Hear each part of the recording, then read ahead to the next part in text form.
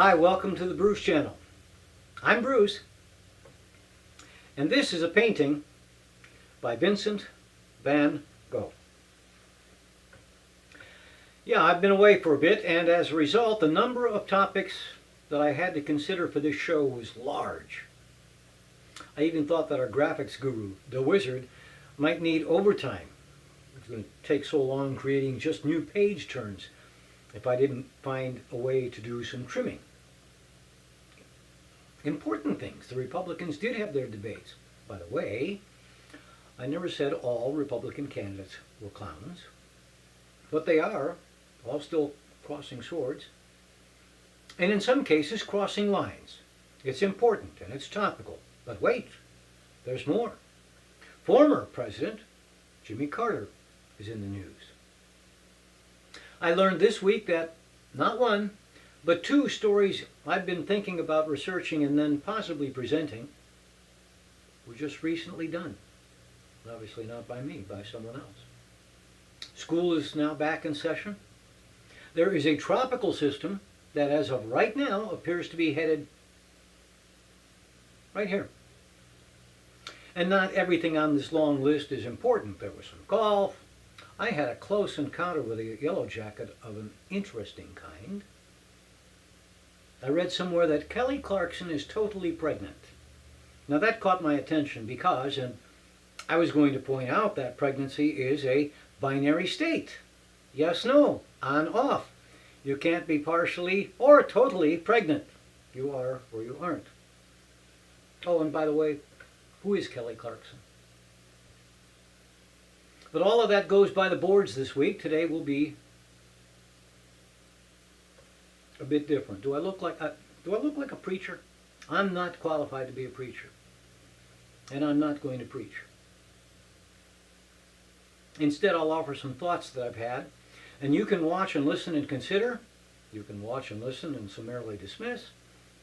Of course, you don't have to watch or listen. You can just click stop and click your way to Amazon and buy something, or Netflix and stream something.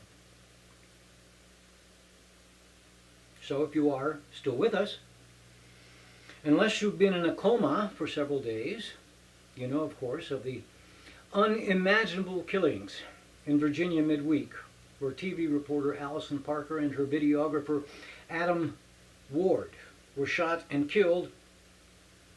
Well, on a morning show live remote, their interviewee, Chamber of Commerce Director Vicki Gardner, was wounded.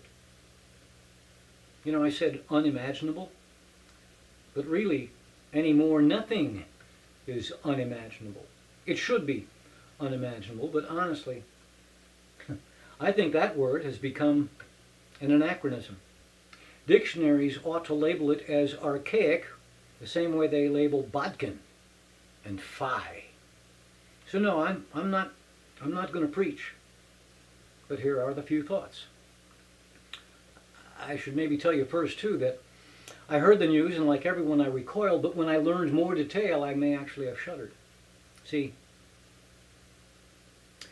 I live in the southern part of North Carolina's Piedmont Triad. The Triad is comprised of Greensboro, Winston-Salem, and High Point. But for years I lived in the northern part of the Piedmont Triad. And I worked in television, and because it was so close, occasionally we cover stories in Southern Virginia, known as Southside Virginia. Indeed, Miss Parker grew up in Southside, in Martinsville, which is right on the North Carolina-Virginia line. That's also the home of Martinsville Speedway, where NASCAR checks in twice a year, which obviously we covered. And the station for which the two murdered reporters worked was WDBJ, Channel 7 in Roanoke.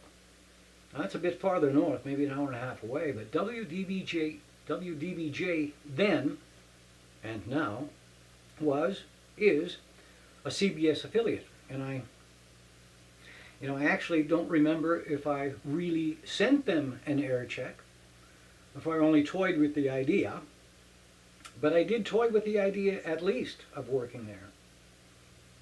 You know, everything that I've done in broadcasting, in TV, I love doing the weather, and in both radio and TV, I love doing a morning show. So maybe it's not likely, but neither is it ridiculously far outside the laws of probability that given a different roll of the dice, I might have been hosting the morning show at WDBJ. And I've done interviews with various chambers of commerce officials. And I've been on early morning live remotes. So there's that. Oh, and then another smaller connection. Some years later, I played piano 6 nights a week at a fine restaurant in Danville, Virginia, also just across the state line. And over time, many of the patrons, they become familiar. You get to know them. You know their favorite songs. And for some, like clockwork, what night they'd come in. I recall, even these years later, one couple would come in every Friday, and I got to know them. I got to know the songs they like. Sometimes we talk. And I remember asking them why it was always Friday. It was never Saturday. Why always Friday? Turns out, I don't remember where they lived, but they told me they had a weekend home on Smith Mountain Lake. They would stop at the restaurant on their way there.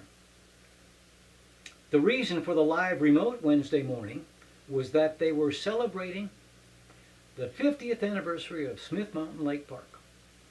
I think in the years since then, I've not once thought of Smith Mountain Lake. But that changed in a hurry Wednesday morning. Anyway, the shooter, as so often happens, shot himself and later died. And everyone is happy he's dead. He was apparently an embittered, belligerent man with a persecution complex. An embittered man whom we won't miss. Probably. Probably. Yeah, probably. Almost certainly. Except for what I previously said. The roll of the dice. Had the dice rolled differently, I might have been working at Channel 7. Had the dice rolled differently, I might have been Bruce Springsteen. And had they rolled differently, the man who did the shooting might have become the scientist who finds the cure for cancer. Or instead, a man riding on a train in France who helped stop a terrorist attack. Or instead becomes a member of the House of Representatives who would actually call out Monsanto. Or maybe something far less grandiose. Maybe something like what happened to me a month ago. I was in Atlanta. I had about an hour to kill and I stopped at a fast food place. I didn't want to buy nothing. I bought a cup of coffee. It was, I don't know, $1.10 maybe. I had some change in my car. Wished I'd brought it with me, but the hell with it.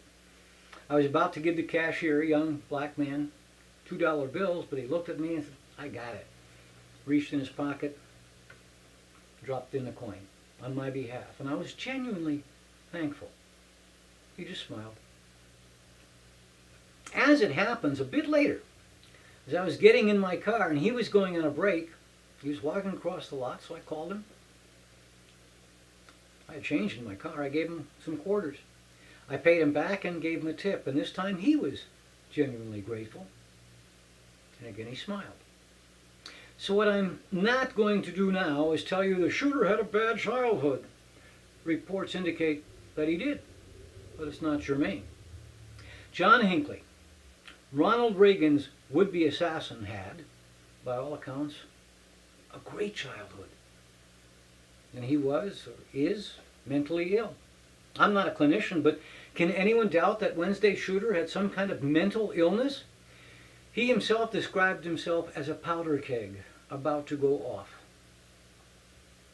Author Stephen King once said, I think we're all mentally ill.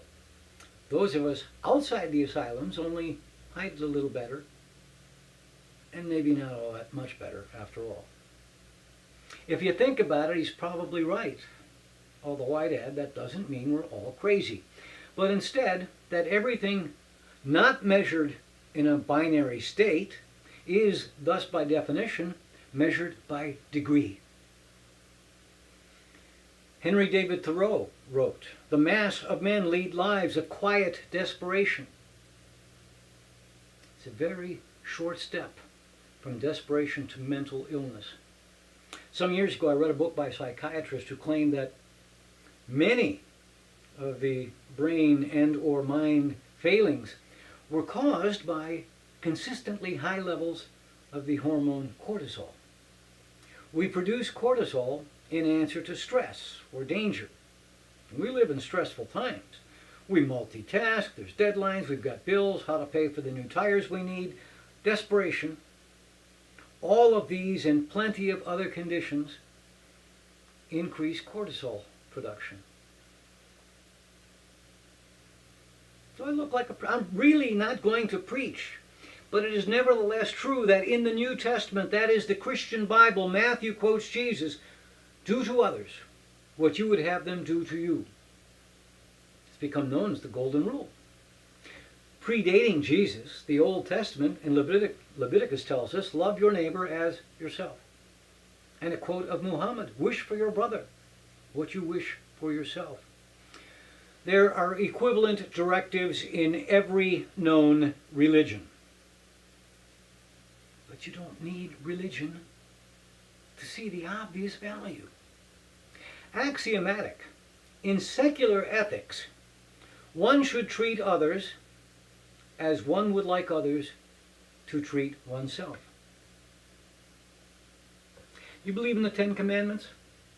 Don't lie, don't steal, don't kill. Yeah, they're all fine, but really we do not need them. One should treat others as one would like others to treat oneself. If everyone just did that, there'd be no stealing, no name calling, no bullying, no raping, no keying the side of your car or finding the top of your convertible slashed for no reason, and certainly no shooting people. My overriding thought then is really to truncate the golden rule: be nice to people. Not because of religion, because it's pragmatic. Not that it's always easy. Sometimes companies do things that are fraudulent, or at the very least take advantage of the public, and we get angry, and when angry, it's difficult to be nice. Sometimes people do things that make you mad. But if they were nice in the first place, maybe you wouldn't get mad. Or maybe if someone had been nice to them earlier, they'd be nice and not do the thing that makes you mad. Chicken? Egg? Egg? Chicken? But sometimes it is easy. Say I'm at a store, line checking out, I got 4, maybe 5 things. The guy behind me only has 1. I don't have much, so I let him in, I don't let him in. I don't have much, so it's no big deal either way. But if I do, maybe it turns his day around. And so then maybe after work he doesn't stop at the bar and have 1 or 2 too many, and thus doesn't kill someone while driving drunk. That someone could be me, or you. It's pragmatic. Would it always work? No. No. In 1966, Charles Whitman climbed to the clock tower at the University of Texas in Austin. He started firing a rifle. He was loaded with guns, but he started firing, sniping at people. He killed 16. His autopsy later revealed a brain tumor the size of a pecan. Now, it was never conclusively determined that the tumor made him wig out. But maybe. Now, if it were because of a brain tumor, I seriously doubt if being nice would have changed anything. To conjoin 2 previous quotes, the mass of men lead lives of quiet desperation. Some of them hide it a little bit better. You never know what load someone is carrying or what terror resides within. It's now a few weeks more than 1 year since Robin Williams died. I miss him. You too, likely. He gave us all so much pleasure. And not only the laughs. He somehow understood, and in his acting was so able to convey the quiet desperation of which Thoreau wrote. Robin Williams. A friend of mine is wont from time to time to arrange words with a striking clarity. A few days after Robin Williams died, my friend wrote, "The thing about clinical depression is It can make a guy like Robin Williams not want to be Robin Williams. So I opened today with this painting by Van Gogh. Van Gogh, as you probably know, had untold terrors residing within his own soul. This painting is called At Eternity's Gate, and it well depicts deep sorrow. So we have this old man, he's here shown in his room by the fire. But by day, maybe he goes out into town. He smiles at the shop clerks, tells dirty jokes to the barman, gives pennies to the children so they can go buy candies. And at night he goes home again and becomes his real self. Every person you encounter, friend, stranger, and all in between, regardless of what you see, you do not know what they're carrying inside. So, no preaching. Just an observation, a belief that being nice would sometimes, even if not quantifiably, would sometimes change an outcome in good ways, even if those ways are never known. I do hope your upcoming week is the best one you've ever had.